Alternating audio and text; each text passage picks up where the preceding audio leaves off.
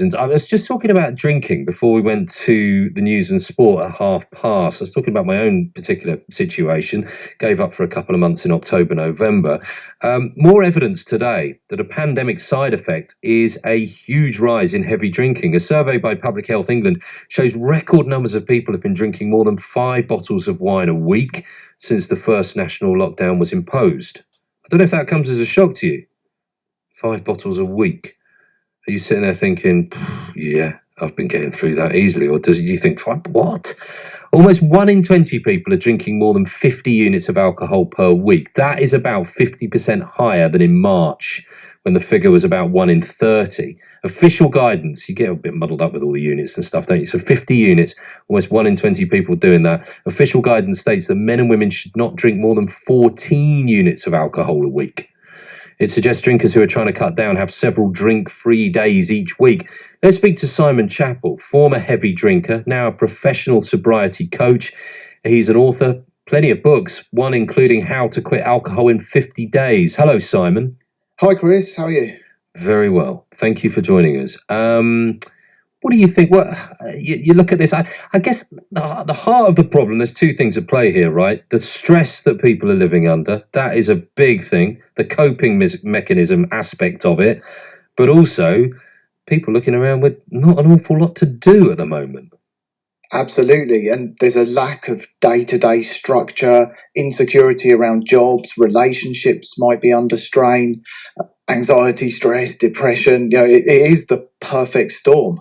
Yeah, I think, I gave up for a couple of months myself. And I had been drinking too much during the lockdown period and over the summer. It was so easy to do, I think, the sun's shining, I'll grab another quick beer. And you get to the evening, you've had a busy day, dealing with the kids, all the rest of it. You think, you know what, Chris, you deserve a few drinks. And I thought, right, October, November, let's try and get back out of that pattern again. The thing I find difficult, Simon, I'm sure a lot of people relate to this, when you start then thinking, okay, I'll have another drink again, you can get back into the same pattern so easily. How do you manage that? Just to kind of moderate your drinking and not slip back into the bad habits?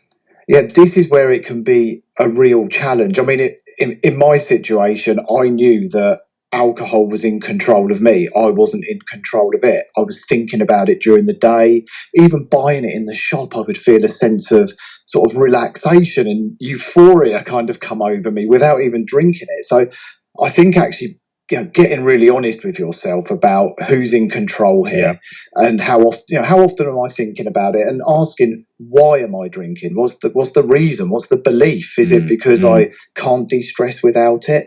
So kind of getting curious about it, I think, is a really important step to take, and to sort of get some clarity on the beliefs that you've got about your relationship with alcohol, and asking if they're really true or not. Be upfront, because it's quite easy, isn't it? If friends or relatives look at you and say, like my wife will say to me occasionally, I think you're drinking too much at the moment. And it's quite easy as the person who is the drinker in that conversation to turn around and get very defensive. I find myself getting defensive and saying, I deserve to be able to have a drink. I'm working hard. I'm stressed out. I deserve to have a drink, and I don't need you on my back. You know what I mean? That's you can find yourself getting quite defensive quite quickly. Yeah, absolutely. And a lot of people do drink as a reward, but there are other rewards we can have that actually add to our long-term happiness rather than a short-term gratification.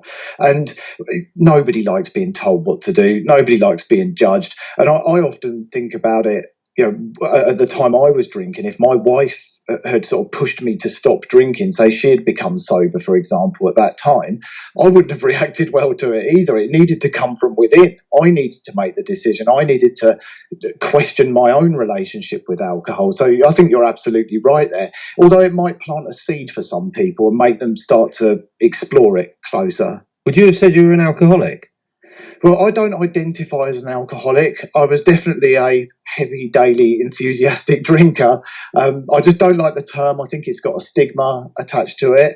And, people who don't smoke aren't called smokeaholics. So I sort of think, well, if I don't drink anymore, how can I be an alcoholic? I understand what you're saying, but if you do categorise it as such, isn't that just underlining that you've kind of stepped over a line in a way in terms of alcohol controlling you rather than the other way around? Isn't that Yeah, sort of what defines it in a way? yeah, absolutely. I agree. I suppose I don't agree with the sort of stigma of Yeah. identifying for that as the rest of your life. But at that Sure. point in time, I was addicted to alcohol. Yeah. Yeah. Listen, we've got some important calls and texts, and I want to address them because they are all important. This is from Adam in Leeds. He says, "This is a text. I used to drink a bottle of red 3 times a week. Now it's alternate nights at best. I'm a happy person, but my dad was probably an alcoholic, and although I don't think I am, the thought of taking a month off seems impossible. And I have no motivation to stop something I really enjoy. Any advice?" The idea of a month off seems impossible. What do you reckon to that? I know exactly how Adam felt, because to me, a couple of days without drinking seemed impossible. I was drinking 2 or 3 bottles of wine every single day. I did that for over 20 years. Yeah. And absolutely, I know where he's at. But for me, the key was educating myself about the benefits of not drinking, and I actually got really excited and motivated about it. Pick up some books, like you mentioned my book, How to Quit Alcohol in 50 Days. It's not all doom and gloom. People hear the word sober and think, oh my god, that sounds pretty miserable. But when you learn about what actually happens to you when you quit drinking and what changes, and when you show up in life fully present and become a better parent and a better partner, it's life changing. I never hear anyone complain about being sober. Only people who are drinking. And if you're feeling I can't take a break for 30 days, I would say you really should start looking at that closer. Yeah, but at the same time, it is an enjoyable pursuit for a lot of people, and I like having a drink. Adam likes having a drink. The idea of completely cutting out something you enjoy feels just against the grain, doesn't it? We are here to enjoy life ultimately. Yeah, absolutely, and I hear you completely. But I guess if somebody's saying I can't take a break for 30 days, that to me says there's a level. If addiction was a spectrum, then I guess to some degree, if you can't take that break, there's some questions to be answered. I'm going to bring in Dean in a second, but I just want to make the point to Adam that I think you might surprise yourself, Adam. Now, I don't know you, but I think sometimes you can look at a timescale like that and think, oh my God, I'm so used to having a drink. How could I possibly get to that point? But I think after the first week, and there's such good low alcohol beers these days. If you're a beer person, you can have a couple of those, get the taste, get the motion, picking up the can, picking up the glass, whatever it is. And you can kid the brain quite effectively these days, I think, can't you, Simon? Yeah, I would completely agree. Some of the alcohol-free beers are fantastic. I'm a big fan of them, big advocate. I mean, and Chris, you probably know, well, you do know yourself. I'd be interested to hear, sort of after a couple of weeks sober, I imagine you felt calmer, more relaxed. Now, there you go, you see. Everybody always says that to me, and I wish I could say, yes, that is the case, but maybe it's just because I've got a bit of a frazzled mind as it is, Simon. But I'm not sure I do, and I'm not sure I even did. And actually, last year I gave up for 1 month, and I got to the end of it, and I thought, I don't feel that different.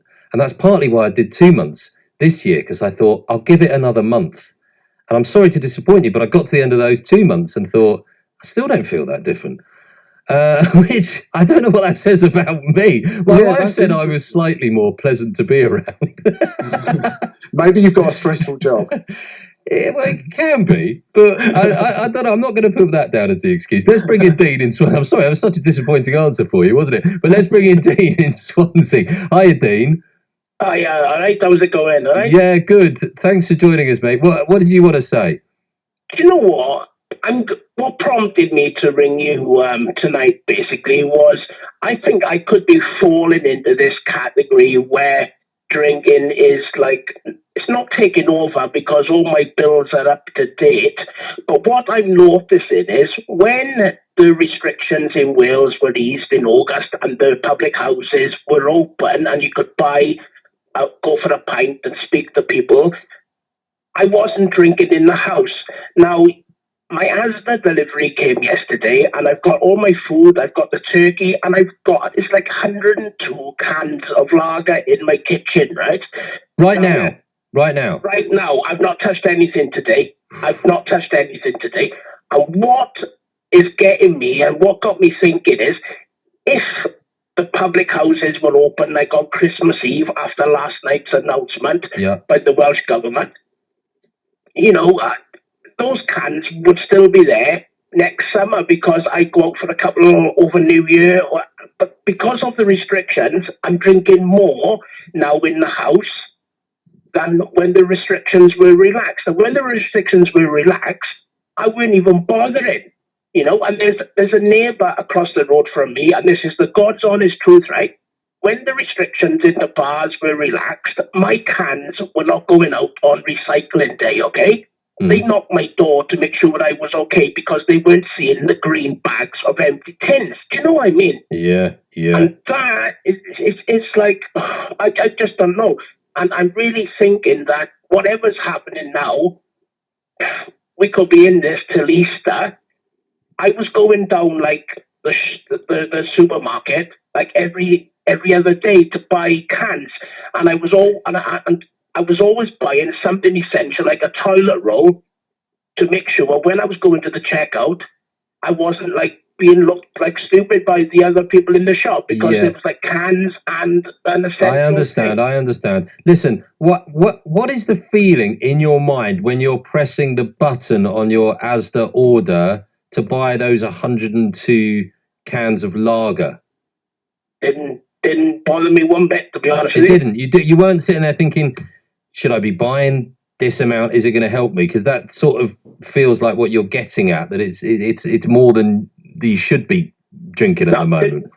Didn't bother me one bit. No. But I do know for a fact that if the pubs were open in Wales over the Christmas period, the New Year period, that those cans won't be in my flat now because I go out for a couple of hours on Christmas Eve. I go out Christmas morning and I have a couple on Boxing Day and watch the sport. Let me bring in Simon. Simon, look, Dean's touching on a good point here, isn't it? And people's attitude towards alcohol and their whole pattern of drinking is going to have been shaped so differently through what we're all going through. And it's hard to know how one person is going to be affected compared to the next in a way, isn't it? Yeah, and listening to that, and thanks for sharing. That perhaps you'd go up the pub in the evening, and you might sort of be quite strict with yourself and just have 2 pints and come home. But when there's cans in the house, you can't go to the pub. It's an unlimited supply sort of thing. 2 cans can turn into 4, can turn into 6, and it sounds like there's a bit of kind of internal conflict going on now. Thinking, well, really, should I be doing this, or am I okay to keep drinking? And once that internal conflict kicks in, it can start to feel quite uncomfortable to the point that you start asking questions and looking at your relationship with booze. Dean, thanks very much indeed, mate.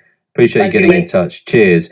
Mal in Newcastle says, I have discovered I'm a social drinker and not a drinker. I have almost no desire to drink much when at home. Love a good drink when I'm out and about. I've never been fitter. That's the consequence, isn't it? If someone is sitting there going, I'm not the kind of person who's going to be able to sit there drinking on the sofa. If that's just not for you, then this could have been a really, really positive sign, Simon. Absolutely. The number of people I've worked with through the pandemic, I work in some big groups through my website, and we talk on Zoom calls and Facebook. The number of people who've used the pandemic to their advantage because socializing's not really possible, pubs aren't open, and they've thought now's a great time to actually evaluate my relationship with alcohol and use it to my advantage. What about saying I'll only drink at the weekend? Yeah, I tried that. It didn't really work very well, but some people can do it. I think the thing with moderate drinking, it is fine for some people. Some people are in control, and that's absolutely fine. But if you start questioning your relationship, I think you feel constantly deprived. I tried watering my wine down. I tried starting drinking later. I tried having 10 minutes in between each sip and things like that. And every time it lasted for a few days, and then I was right back where I was down the rabbit hole. Yeah, that's the tricky bit, isn't it?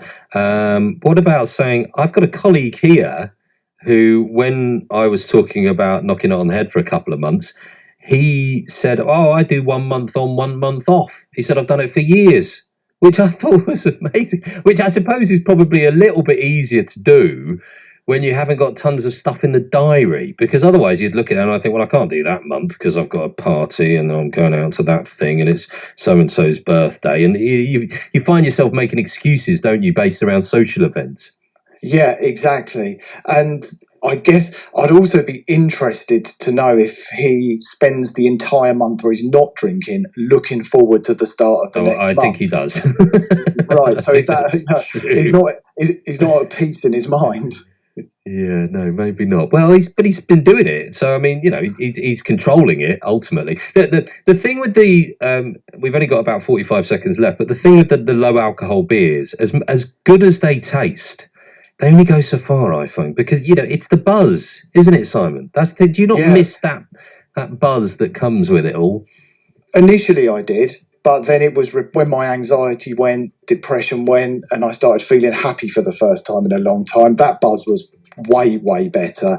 And at the start, it was like an itch that needed to be scratched. But it doesn't take long for that to pass. Really good to talk to you, Simon. Yeah, thanks for having me. No, I really appreciate it. It was a really worthwhile conversation to have. And thanks for the honesty of some of our listeners as well. All the best. Have a good Christmas. And you. Thanks, Chris. Cheers. Simon Chappell. He's a professional sobriety coach, author of How to Quit Alcohol in 50 Days.